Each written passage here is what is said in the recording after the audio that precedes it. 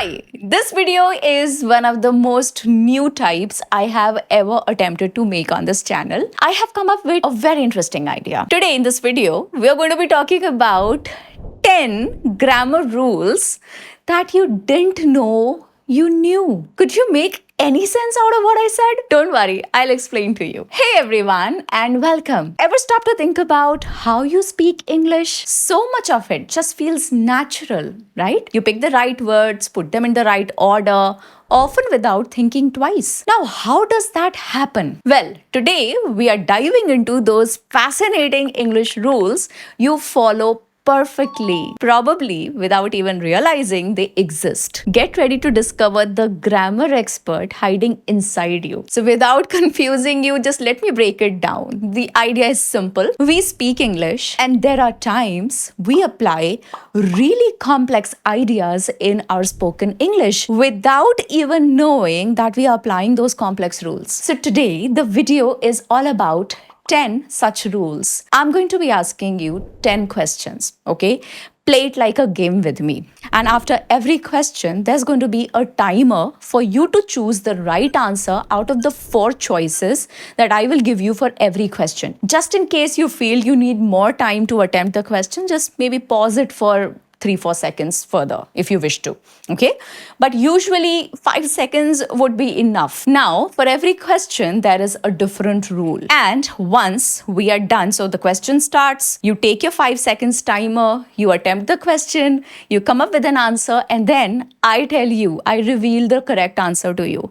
And after revealing the answer to you, we discuss the complex rule behind it, which probably you were already applying without knowing that you knew the rule, because your mind is an expert at picking patterns, and that's how you've learned these rules without knowing that you knew them. One more thing before I get into the video, I want you to tell me your score out of 10, okay?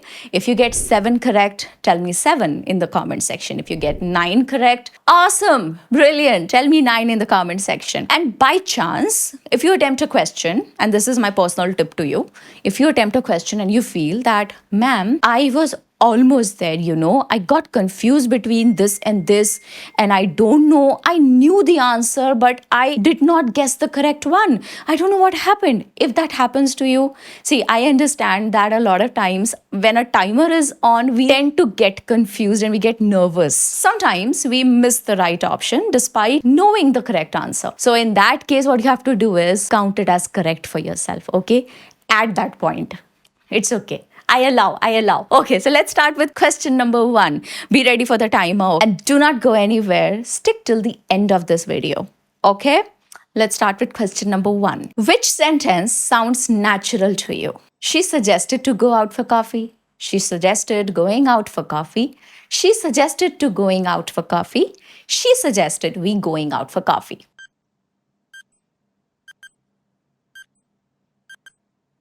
If your instinct whispered option B, congratulations, you just nailed a grammar rule you probably follow every day without realizing it. Now here's the rule. Certain verbs are naturally followed by a gerund. Gerund is ing form. So whenever I say a gerund would naturally mean a word that has ing at the end of it. Okay? Never by the infinitive, which is to plus verb. What is infinitive? Infinitive is the most basic form of a verb that you find in a dictionary along with the word to. So, infinitive of going would be to go, or something like to eat, to skip, to talk. All of these are infinitives. So in this case, she suggested going out for coffee is correct because suggested is followed by a gerund, which is going, suggested going. Now we'll also discuss why the other 3 are not correct. In this case, she suggested that we go out for coffee is also correct. Okay, that will also be right. But in this question, we do not have that we go out for coffee as an option. So none of the other 3 are correct. A suggest doesn't pair with to verb. To verb meaning infinitive. Native speakers avoid suggest to do. That is why we will not use she suggested to go out for coffee. It's not the right formation of the sentence. Okay? Talking about option C. She suggested to going out for coffee. Now here the verb suggest never takes an infinitive. That is to verb. She suggested to. So here option C is she suggested to going out. This is absolutely incorrect because again there is to involved, and suggest will not take an infinitive. It has to be a gerund, and this presence of to is making it incorrect. Going to option number D. We going lacks the auxiliary should or that we, making it grammatically incomplete. So if it had been she suggested that we should be going out for coffee, would have been correct. But since and should are missing here, this option is also grammatically incomplete. Now, I have a small to-do for you. Finish the sentence in the chat. I avoid dash when I'm working. Now you have to fill it with a gerund, and the hint is scroll. I avoid dash when I'm working. I avoid scrolling when I'm working. You got it? Okay, moving on to question number 2. Which sentence sounds most natural to you? Watch out. I saw a scary, big red dog running down the street. I saw a red, big, scary dog running down the street. I saw a big, red, scary dog running down the street. I saw a red, scary, big dog running down the street. Take your 5 seconds.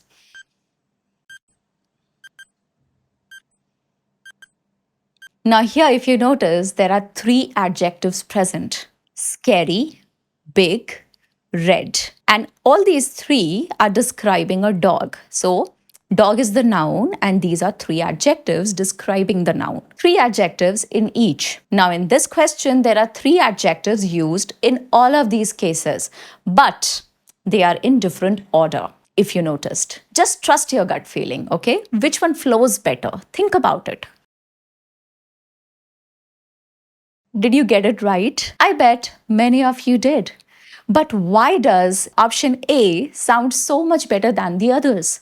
It uses the exact same words. Believe it or not, when we use multiple adjectives before a noun, they usually follow a specific unwritten order. I don't know if you noticed that. We learn this order subconsciously just by listening and speaking. So here's the rule. And do not worry, I'm not asking you to memorize the rule. I am just telling you that you already knew it somehow. Just notice, just observe more. Put on your observation hats and not your memorizing hats. I don't want you to get pressured, okay? Do not feel pressure. Just relax, enjoy the video. Order looks something like this. So you call it OSASCOMP. Pronounce it with me. OSASCOMP. Opinion and observation, they come first. What you think about it, like scary, lovely, interesting, beautiful. Then comes size. How big or small?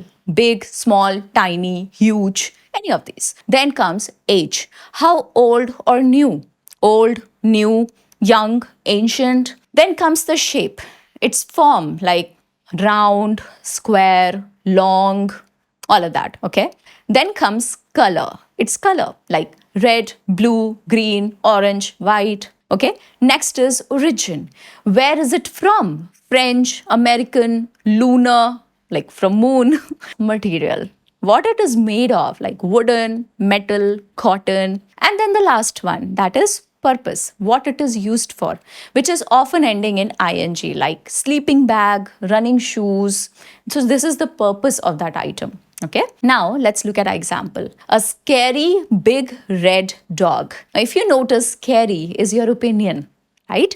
Big is the size and red is the color. If you see, OSASCOMP is actually fitting in here, right? And sounding more natural that way. And again, one more thing, if you want to keep it easy for yourself, red is actually a fact. So you keep the facts for later and you keep the opinions first. So scary and big, both are sort of opinion. Something that may appear big to me, a big dog, you may say, oh, it's so small. I've seen 10 times the size. We don't know, right? So big or small is also subjective, but red is a fact. If it is a red dog, it is a red dog. However, I cannot imagine a red dog. Can you? I don't know why I made this question. So scary is your opinion, big is the size, red is the color. Simple. First the opinion, then the size, then the color. So it fits the preferred order perfectly. That's why scary, big, red dog sounds natural, while red, big, scary dog sounds a little jumbled to our ears. Next is question number 3. Which phrase is written correctly? It's a 30-day course. It's a 30 days course. It's a 30-days course. It's a 30-day course. Take a close look at the options. Think about how you'd normally see this written.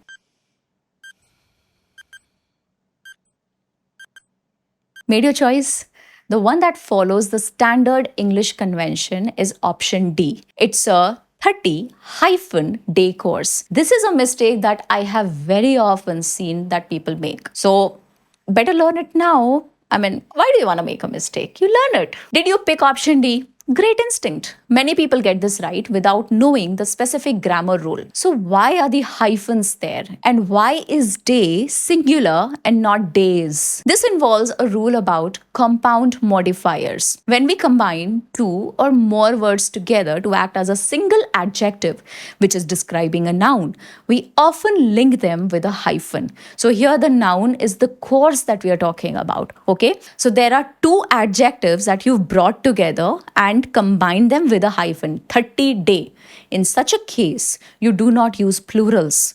You use singular form. So 30-day. And in between you have a hyphen. This usually happens when the modifier comes before the noun it's describing. Okay. In our example, it is 30-day and it works together as one single idea to describe the course. It tells us what kind of course it is. One that lasts 30 days. Okay. You get it. Here the noun is course. Obviously, as I told you, modifier describing the course is 30-day. Use the singular form of the unit in the hyphenated modifier. So remember that. Okay. Now here's a quick contrast. If you say the duration after the noun, then the rule changes. Do not get confused. It's actually easy, okay? So if the duration comes later, after the noun and not before the word course, as in the example, the rule changes. You'd say the course lasts 30 days. Now there is no hyphen and number of days is also, it's plural, 30 days. No hyphen, plural days. But when it acts as an adjective before the noun, it becomes a 30-day course. Now, you may ask, is 30-day course without a hyphen also correct? Now, strictly speaking, according to traditional grammar rules, when a number and a unit form a compound adjective before a noun, they should be hyphenated.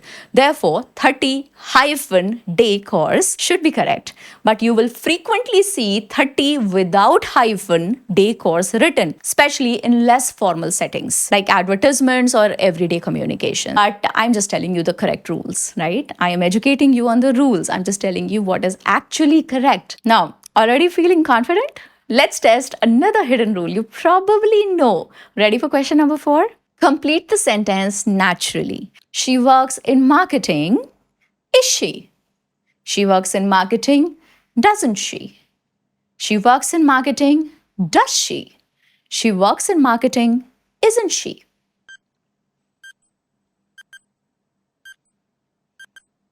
Listen to how each option sounds in your head. Which one feels like the right way to ask for confirmation? Ready? The most common and natural sounding choice here is option B. Doesn't she? She works in marketing. Doesn't she? That flows nicely, right? But why option B? Why not the others? A negative sentence will involve a not, okay? When you're rejecting something. But here it is a positive sentence. She's working somewhere, right? So main statement is positive. She works. The tag question is usually negative. So the words that follow the actual statement and they are with a question mark where you're asking for a confirmation. Is it? Is it not? So the tag question is not a complete question in itself. It is a question because you're asking for confirmation. Is this apple red? Is it? So this is it is making it a tag question. Okay, it's not a real question, but you're just trying to make sure that is a tag question. Now here's the rule. So when the main statement is positive, the tag question is usually negative. She works in marketing. It's a positive statement. Doesn't she? Now, with the use of doesn't, there is a not in doesn't, right? So that makes it a negative tag question. If the statement is negative, it's vice versa. She doesn't work in marketing. That's when the tag question will be a positive one. She doesn't work in marketing. Does she? Now, here you will not say, doesn't she? No, because It's sort of bringing in redundancy. You've already said not before, right? She doesn't work in marketing. So you will not repeat a not here. She doesn't work in marketing, does she? That is correct. Okay? It's like a little flip. Just remember that. Positive statement, negative tag question.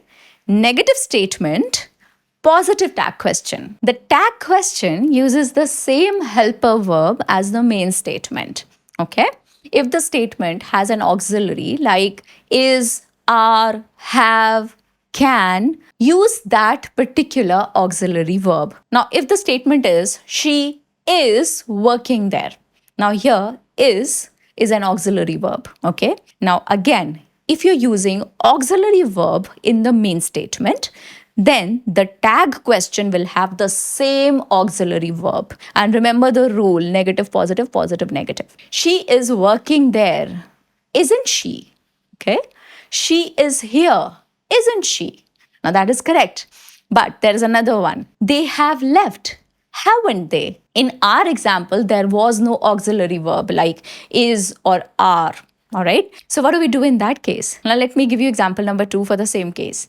They have left, haven't they? Now again, positive statement, negative tag question. Okay. But the rule changes a little. If the statement uses a main verb in the simple present like works is simple present tense of work. You know that, right? So if the statement uses the main verb in the simple present tense or simple past tense like worked and has no auxiliary, as in our example, she works in marketing. She works in marketing, simple present tense. Then in that case, use the appropriate form of do, does, or did in the tag question. So that is why we are using doesn't she. Okay, we will use did if it was simple past tense. She worked in marketing, didn't she? Then it would have been didn't she, because then did would have been an appropriate form of the verb do. So a quick repetition. She works is positive, so we need a negative tag. There's no auxiliary like is or has, so we need to use a form of do. Right? I told you, if there is auxiliary, you use the same auxiliary. But if there is no auxiliary, you use a form of do that fits the sentence. Okay? Since the subject is she, the correct form is does. Simple. Combining this with the negative requirement gives us doesn't. We clear? Okay. That's why doesn't she, which is option number B, is the perfect fit. Option A and D use the wrong auxiliary verb, which is, and option C has the wrong polarity, positive, positive. And that is why option C is incorrect. Okay, moving on to question number 5. I hope you're learning. Yeah, I'm sure you are. Question 5. Which sentence sounds the most natural? Let's discuss about the budget tomorrow. Let's discuss the budget tomorrow. Let's discuss on the budget tomorrow. Let's discuss regarding the budget tomorrow.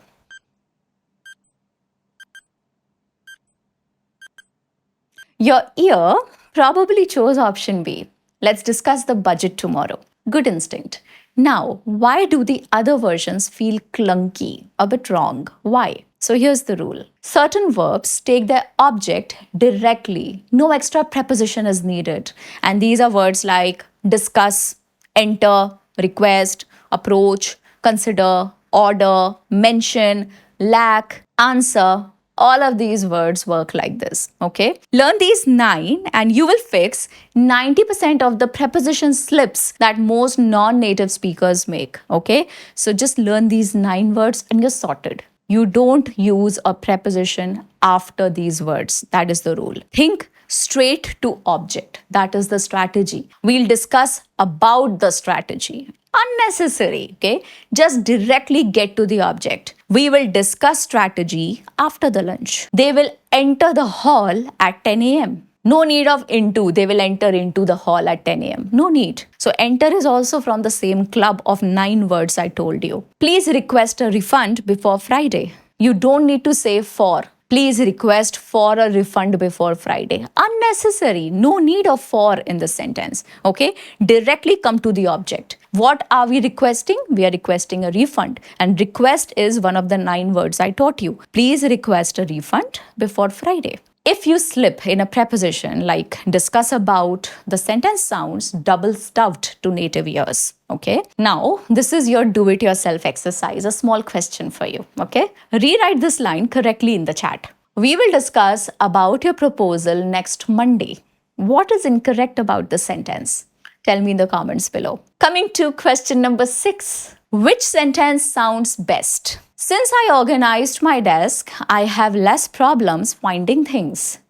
Since I organized my desk, I have fewer problems finding things. Since I organized my desk, I have less problem finding things. Since I organized my desk, I have fewer problems finding things. Confusing? Take a chill pill, okay? Focus on less versus fewer and problem versus problems. Which combination feels right? Take your 5 seconds.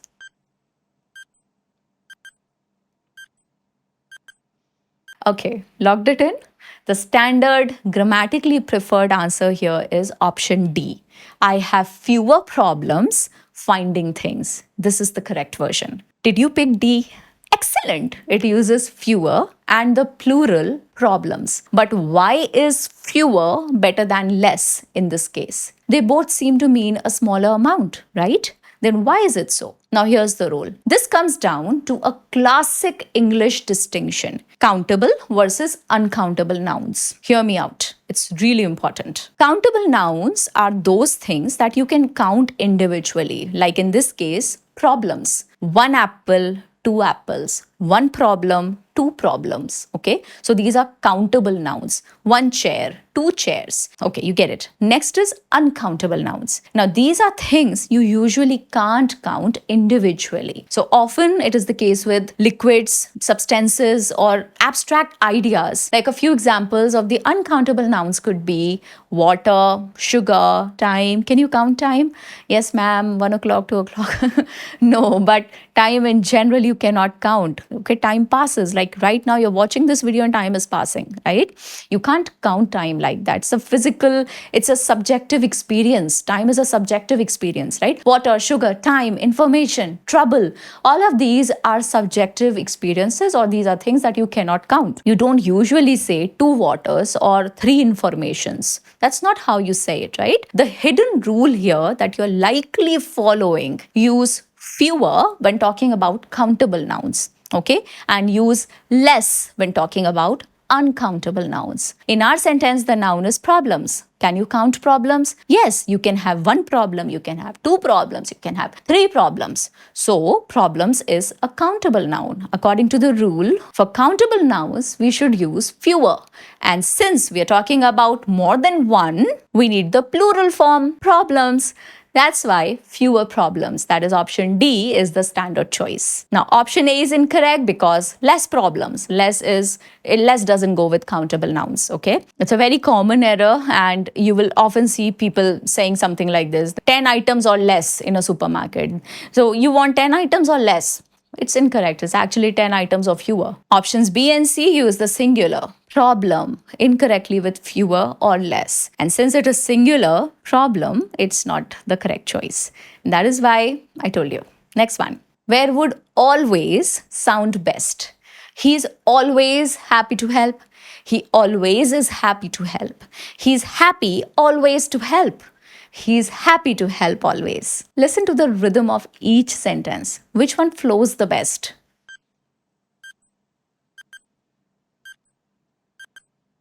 The smoothest, most standard placement here makes A the correct answer. He is always happy to help. Did you pick A? Excellent. It just feels right in that spot, right? But why only there? Why not anywhere else? This involves the placement rules for adverbs of frequency, which are words like always, usually, often, sometimes, rarely, never. They have preferred positions in English sentences that native speakers learn intuitively. Now here's the rule. With most action verbs like eat, work, study, the adverb usually goes immediately before the verb. Example, I always eat breakfast. So right before the verb, always eat breakfast. Okay. But if the sentence uses a form of the verb be, which is am, is, are, was, were, the adverb usually goes immediately after that be verb. After and not before in this case. Okay? So just remember this: subject plus adverb plus main verb. That is, he always walks. Okay? But if there is a presence of the verb be in any form, like am, is, was, were, as I just told you, in that case it will be subject plus be verb plus the adverb. He is always. That is the correct version. Okay? Ma'am, we did not know this. Oh my God, this is so exciting. I know. Calm down, it's okay. Let's look at a sentence. He is happy to help. It uses the be verb, which is in this case. According to a pattern, the adverb always should come right after is. He always is, that is option B, places the adverb before the be verb, which is the wrong spot for this type of sentence. Option C is he is happy always to help. It awkwardly splits happy from the related phrase, that is to help. Happy to help. You're breaking it apart. Okay? Adverbs of frequency don't usually go there. All right. Then option D is to help always. Now, again, here always seems like an afterthought. It's something like you thought about it later, the sentence was already complete. It felt unnecessary. English ears will sense that extra baggage there of always. Okay. It feels like an afterthought, as I just said. So that is why option D is very unnatural, and you shouldn't be speaking that way, and you wouldn't be speaking that way if you were speaking correct English. Okay, so quick recap. She's always busy. Now, always comes after is. They always arrive early. Always comes before the action verb arrive. Coming to question number 8. Which sentence sounds correct? The manager gave the extra tickets to Sarah and I. The manager gave the extra tickets to I and Sarah. The manager gave the extra tickets to Sarah and me. The manager gave the extra tickets to me and Sarah. But I'm sure you will pick it naturally and pick the right one. Think about how you'd say this naturally, okay? Don't overthink the grammar. Just go with the flow.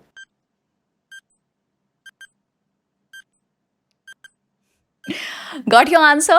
While both C and D use the correct pronoun me, the most polite and conventional phrasing puts the other person first. So the best answer is option C, to Sarah and me. You don't put yourself first, okay? Now, did you lean towards C or maybe D? Because D is very similar. The key here is using me instead of I. Why is that? People often get confused here. See, the rule is simple. The rule is about pronoun case. Choosing the right form of a pronoun depending on its job in the sentence. What are pronouns? Pronouns are words that you use as a replacement for nouns. So, my name is Alina. I like to make videos. So here I is a pronoun because Alina was noun. In the next sentence, instead of saying, my name is Alina, Alina likes to make videos, I chose to replace Alina with I. So I is the pronoun here. Okay. So you have to choose between me and I in this particular question. Both are pronouns, but depending on the spot in the sentence, you choose between these pronouns. Pronouns have different forms, like subject pronouns. These do the action. I, you, he, she, it, we, they, okay? These are all subject pronouns. These are people who are doing the action. I went to the store. So I am the person doing the action of going to the store, okay? Went is the doing part. It's showing the doing. Next is object pronouns. These receive the action like me, you, him, her, it, us, them. She gave the book to me. Now she is subject pronoun and me in this case is object pronoun. Okay, she's giving the book to me. I am the one receiving the book. Okay, I am the one receiving the action. And that is why me is the object pronoun here. It could not be she gave the book to I. Will it sound correct? No, it won't. You know it, right? It's very basic. So for object pronouns, you can never use I. You will always use me. Okay? Or her or him. She gave the book to him. The hidden trick your brain often uses, especially when there's another person involved, like Sarah and dash is the simple test. Remove the other person and see what sounds right. Let's try it on a sentence. The manager gave the extra tickets. Now remove Sarah from here, okay? The manager gave the extra tickets to me. And that is why Sarah and me, okay? You put Sarah back in the sentence. And since it is polite to keep yourself afterwards, the manager gave the extra tickets to Sarah and me and not me and Sarah. That would be impolite and incorrect. Now, why are the others incorrect? Option A uses the subject pronoun I incorrectly as an object. Not correct, right? Option B gets the pronoun wrong and puts I first. So there are two mistakes with option B. And option D uses the correct pronoun, which is me, but puts it before Sarah. While grammatically okay, but it's not a polite standard way to say things, okay? Now, next one is, which sentence reads naturally? The news are shocking today. The news is shocking today. The news have shocked everyone today. The news were shocking today. Now, this one is slightly tricky. I'll give you that. Your ear sends the verb noun disagreement, even if you hadn't been taught the rule. Think about it. Let's start the timer.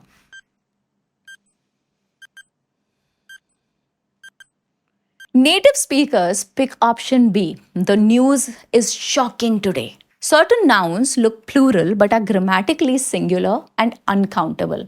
Example, politics. Politics is complicated. You don't say politics are complicated, right? Even if it ends with letter S, okay? Politics is complicated. Measles is contagious, okay? These words, they end in letter S, yet they represent a single subject or idea. So they take singular verbs like is, was, has. You cannot use a and an with them. Remember that. She gave me a news is incorrect, okay? Not correct. But she gave me a piece of news is correct. Or she gave me some news. That is also correct, okay? But she gave me a news is not correct. Now, option A uses plural verb are. It violates singular nature of news. Option C uses plural auxiliary have. Again, same issue. And option D, past plural were. Again, treats news as plural. So all the others are wrong. Coming to the last one. Which sentence sounds correct? I have lived here since 5 years. I have lived here for 5 years. I have lived here from 5 years. I have lived here during 5 years.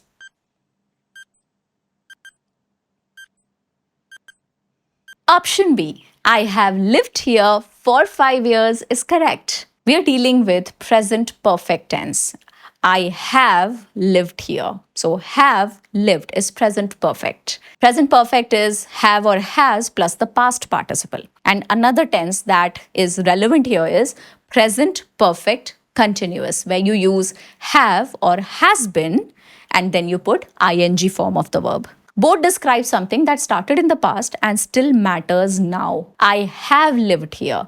I have been living here. Okay? You get the tenses, you get the difference. Use for plus the length of time, like for 5 years in this case, or for 2 hours, or for a decade. That's where you use for.